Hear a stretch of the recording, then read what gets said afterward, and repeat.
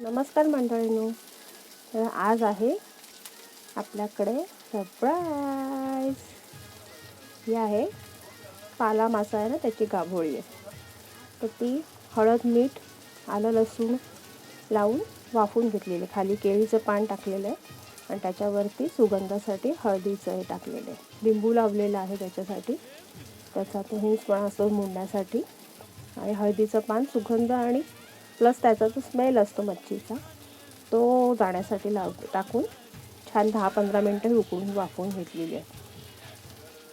ही अतिशय महाग असते, म्हणजे ही डायरेक्टली पण मिळते, पण त्यासाठी अख्खा मासा घ्यावा लागतो, पाला मासा. तर तो आज आणलेला आहे आमच्याकडे आणि त्याच्यासाठी त्याच्यामुळे गाभोळी मिळालेली आहे. तर ती कशी फ्राय करतात ते आधी पीस कट करून घेते आणि तुम्हाला दाखवते. हे बघा, छान पीस कट करून घेतलेले आहेत. आणि हे आता तसं डिरेक्टली तळलं तरी चालतं, पण मी आता त्याला रव्याने कोटिंग करून घेणार आहे आणि मग तळणार आहे. जरा सांभाळून तळा, कारण अंगावर उडण्याची शक्यता असते.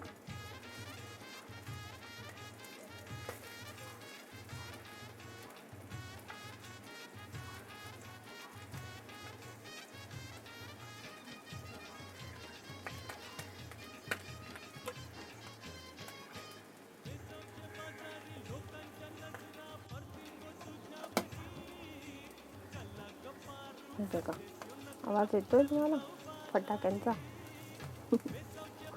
उडतं ते, फुटतं. ॲक्च्युली पाणी असतं, मॉइश्चर असतं ना, तर ते फुटतं.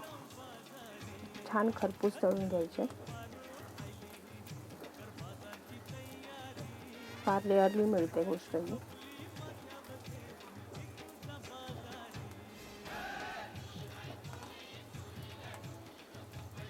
जास्त काय तळायची म्हणजे शिजायची गरज नाही, कारण ऑलरेडी वाफवून घेतलेली आहे. त्याच्यामुळे थोडं फक्त आउटिंग जे असतं ते थोडं क्रिस्पी झालं पाहिजे.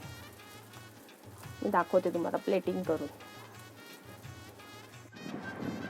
तर ही आहे फायनल प्लेटिंग.